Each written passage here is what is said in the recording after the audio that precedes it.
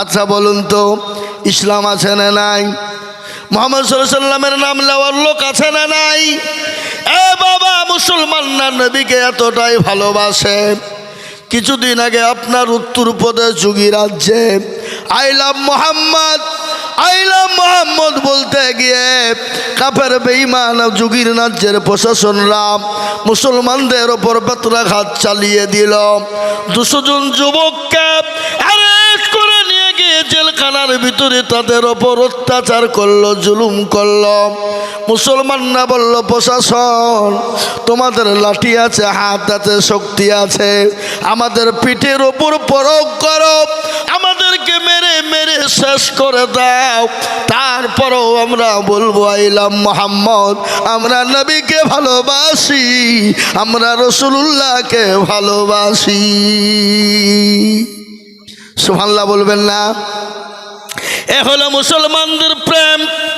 মুসলমানরা নবীকে কতটা ভালোবাসেন। সাহাবায়ে কেরাম রাদিয়াল্লাহু তাআলা আনহু আজমাইনরা নবীর জন্য জীবন পর্যন্ত তারা দিয়ে দিয়েছে। দেন নাই জোরে বলুন। আল্লাহ নবীর একজন সাহাবা, যার নাম হলো হযরত হানজালা,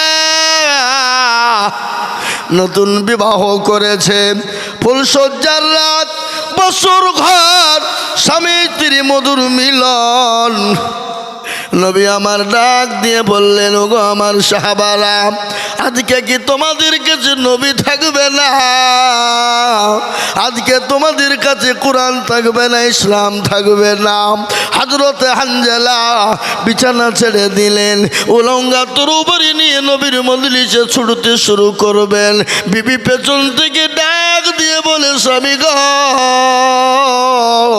আপনি যান, আপনাকে বাধা দিব না, আপনাকে মানা করব না, কিন্তু স্বামী গো, আপনি দয়া করে আপনি গোসল টুকুন করে যাবেন, আপনার ওপর গোসল ফরজ হয়ে গেছে। আল্লাহ নবী দয়া নবীর সাহাবা বললেন, বিবি রে, আমি হানজালা যদি গোসল করতে যাই, ইসলামের ক্ষতি হয়ে যাবে, রাসূলুল্লাহর ক্ষতি হয়ে যাবে, আমি কিয়ামতের দিবসে আমি আল্লাহর কাছে জবাব দিতে পারবো না।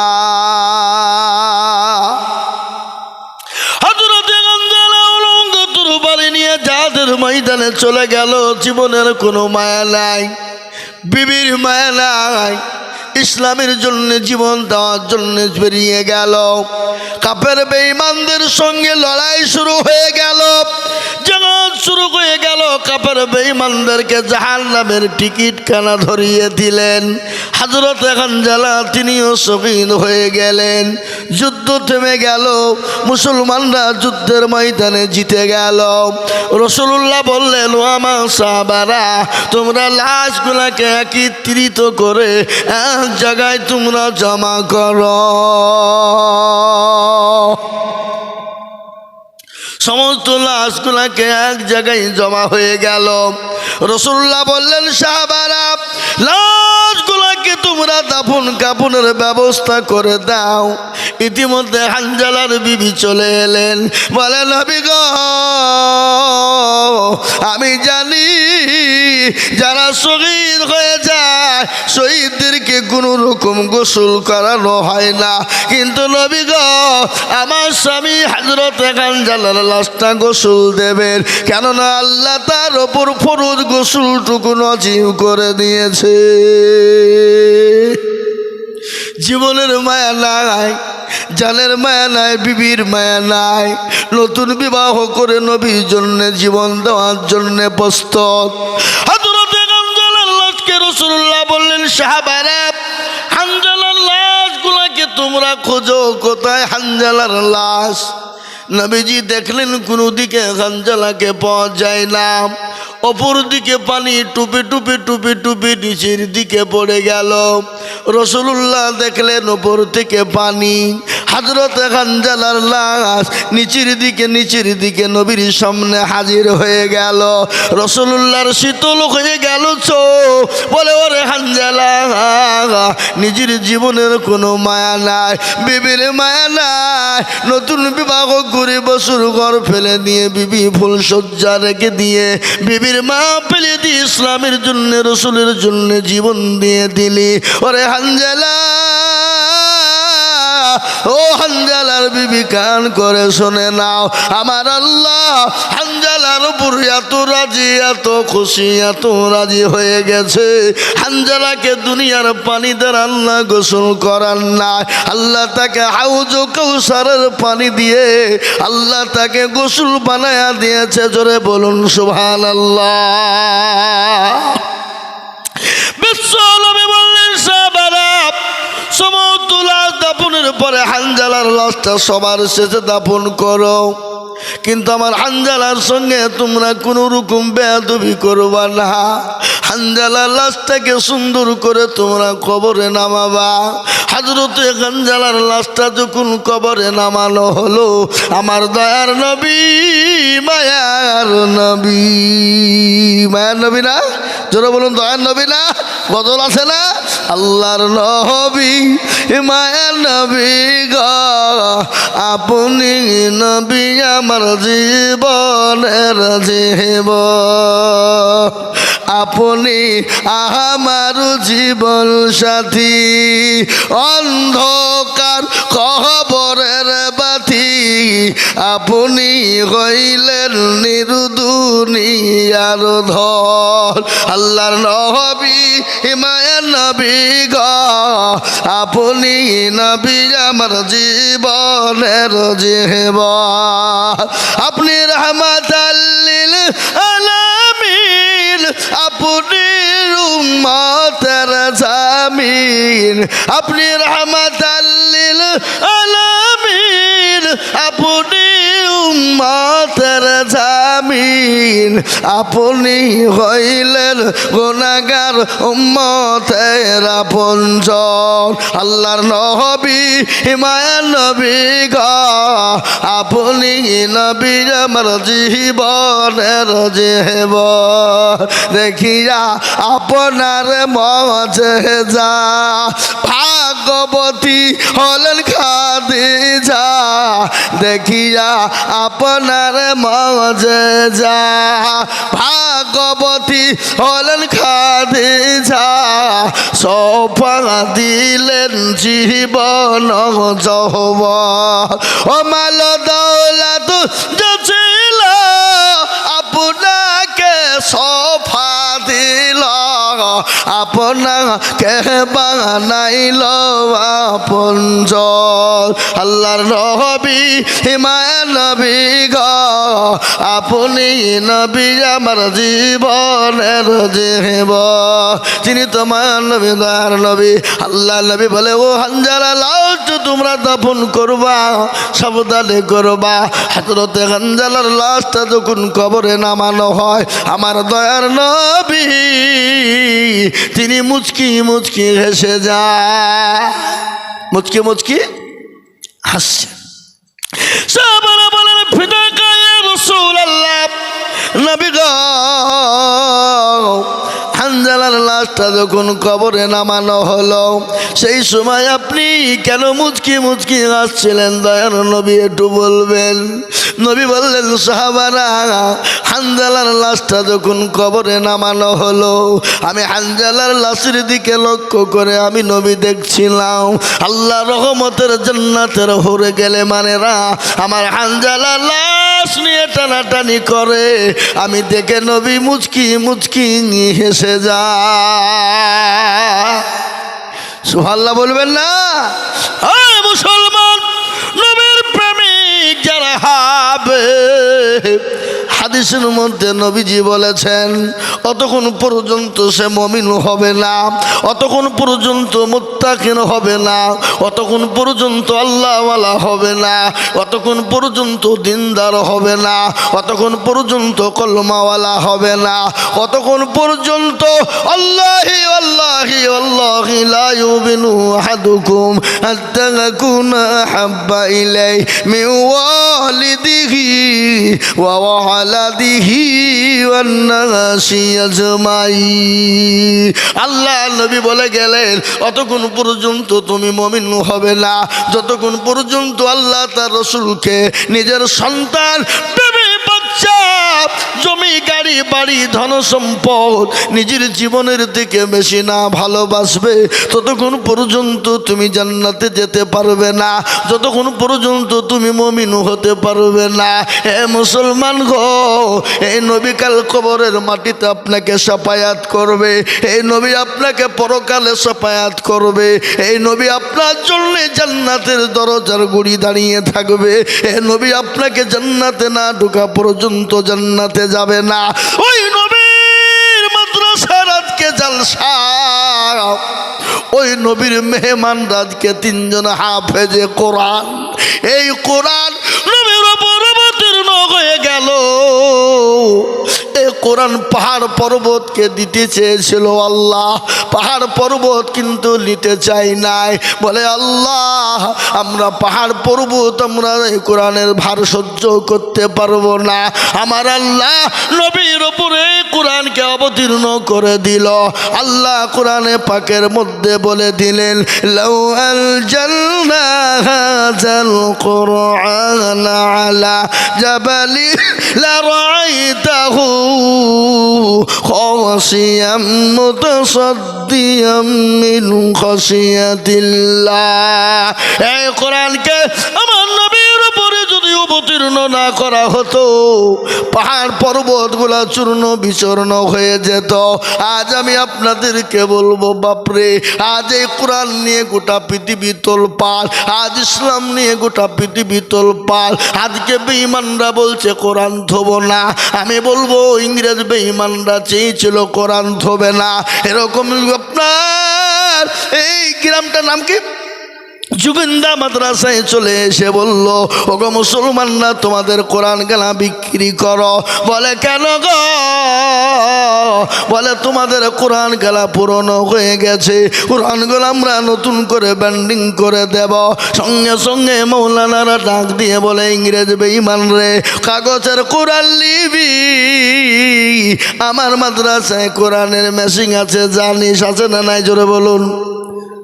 কোরআনের আবার মেশিং হয় নাকি? কি গো, কোরআনের মেশিং আছে না নাই? জোরে বলুন। বলে কোরআনের আবার মেশিং আছে নাকি? বলে হ্যাঁ। বলে কই দেখি। মাদ্রাসা শিক্ষক মহোদয় বললেন, কই রে বাবা আব্দুর রহমান, আই রে বেটা, 1 থেকে 10 পর্যন্ত শুনিয়ে দে বেটা। শুনিয়ে দিল। বলে আব্দুল জব্বার আয়া, শুনিয়ে দিল। আব্দুর রহমান চলে আয় রে বেটা, শুনিয়ে দিল। গট গট করে 30 পারা যখন শুনিয়ে দিল, ইংরেজ বলল, সর্বনাশ, এ কোরআন মুসলমানদের কাছ থেকে আলাদা করা যাবে না, এ কোরআন মুসলমানরা সেনার ভিতরে ভরে নিয়েছে। আজ আমি বলবো, বাপ, গোটা পৃথিবী যদি একদিকে হয়ে যায়, ইনশাল্লাহ কোরআন এবং ইসলাম হাদিস মুসলমানদের শেষ করতে পারবে না। একটু হাতটা উঁচু করে দিয়ে আমার আল্লাহকে দেখিয়ে দিয়ে বলুন না ইনশাল্লাহ। অনেকে তুলেনি, মালগালা বুঝতে পেরেছে যে তুললি বিপদ, মলবি মনে হয় চাবে না। এরকম যদি ধারণা থাকে, জানবেন তার ইমানে বড় গোলমাল। যে তুলে দিল সে জিতে গেল, আর যে তুলল না সে হেরে গেল। আমি প্রায় জায়গায় কথাটা বলি, বা এই যুগিন্দার লোক কিন্তু বড় চালাক, খুব চালাকে মালেরা। হ্যাঁ, পদ্মাই করে পানি নিয়ে মাঠে গেছে, কি করতে? জোরা বলুন, কি করতে? এই পায়খানা করতে গেছে মাঠে। পায়খানা করতে গিয়ে বাবা পানি খরচ করতে গিয়ে দেখছে বদনা ফুটু, পানি সব পুড়িয়েছে। জি একিরে, কালকে আজিজুল মৌলবি ঠকাইতে পারল না, আর এই বদনা ঠকিয়ে ফেললে। তো দাঁড়া, কালকে কি করে ঠকাস আমি দেখবো। ও আবার তারপর দিন বদনাই করে পানি নিয়ে চলে গিয়ে বলছে, আজকে আগে পানি খরচ করব, তারপরে পায়খানা ফিরব। আজ ঠকলো না জিতলো? আজও ঠকলো। তো যারা হাতটা তুলে দিল তারা জিতে গেল, আর যারা তুললো না তারা ঠকে গেল।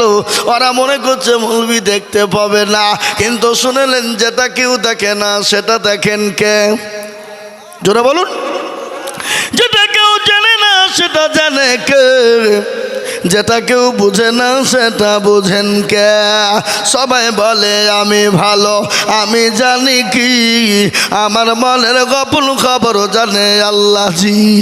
আলোতে আধারে নির্জনেতে কোথা কি করেছো তুমি সব জানে সে। তোমার চোখে কেউ যাবে না ফাঁকি, আমি জানি কে। এ মুসলমান গো, সকলের কাছে ফাঁকি দেওয়া যাবে, আমার আল্লাহর কাছে ফাঁকি দেওয়া যাবে না। তাই আর একবার বলবো, বাপরে নবীর প্রেমিক কারা, আল্লাহর প্রেমিক কারা, কোরআনকে ভালোবাসেন কারা, ইসলামকে ভালোবাসেন কারা, হাতটা তুলবেন তারা। আমি একবার তাকবীর দেব, হাতটা উঁচু করে দিয়ে সকলে একবার আল্লাহকে দেখিয়ে দিয়ে বলবেন নারে তাকবীর। নামিয়ে দেন বাপ। এই দেখেন কোরআন, আমি আপনাদের কাছে গল্প করতে আসি না, আমি আল্লাহর কোরআন দিয়ে বোঝাতে এসেছি। আল্লাহর কোরআন বলে দিল আলিয়াউমা নাখতিমু আলা আফওয়াহিহিম ওয়া তুকাল্লিমুনা আইদিহিম। বসেন বসেন, একদম উঠবেন না। ও এরা বুঝতে পেরেছে মৌলবি এবার আধা করবে, উঠে পালায়। একটু বসেন, পরে যাবেন, একটু পরে যান, একটু পরে যান। খবরদার এই মদলি ভেঙে চলে গেলে গুনাহ হবে। পোশাব ফিরবেন তাহলে যান, পোশাব ফিরলে চলে যান।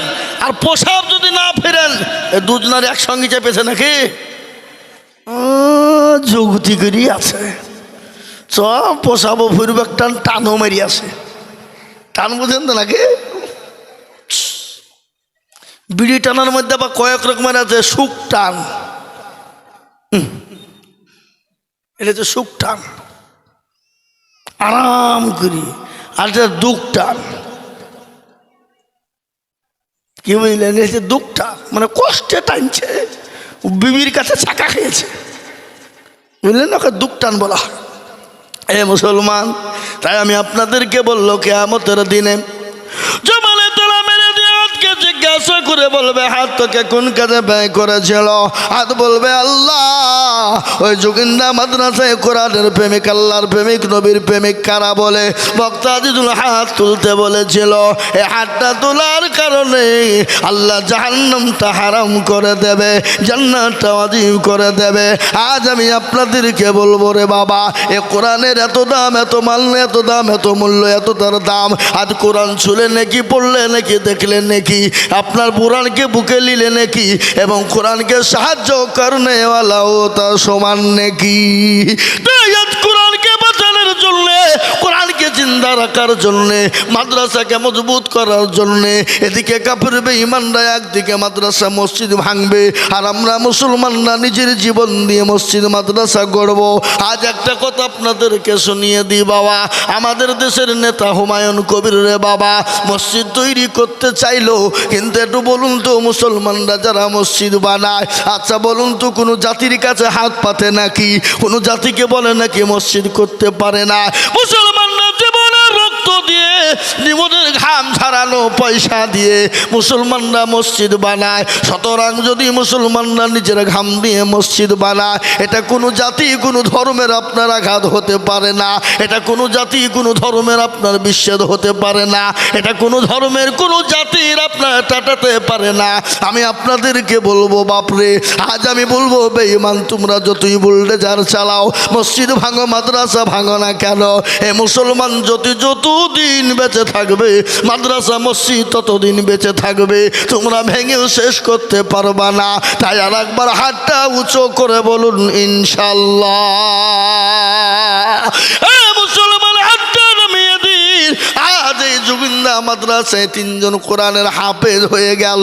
30 পারা কোরআনের হাফেজ, মুকাম্মাল 30টি পারা বাপ। যে কোরআনের ভিতরে 114টি সূরা, যে কোরআনের ভিতরে 6666টা আয়াত, যে কোরআনকে আজকে মুখস্থ করেছে বাপ। এই কোরআনকে বাঁচানোর জন্যে, এই কোরআনকে জিন্দা রাখার জন্যে, এই মাদ্রাসার মহাব্বতে, এই কোরআনের মহাব্বতে কারোর ওপর কারো দুশ্মনী থাকতে পারে, কারো ওপর কারো রাগ থাকতে পারে।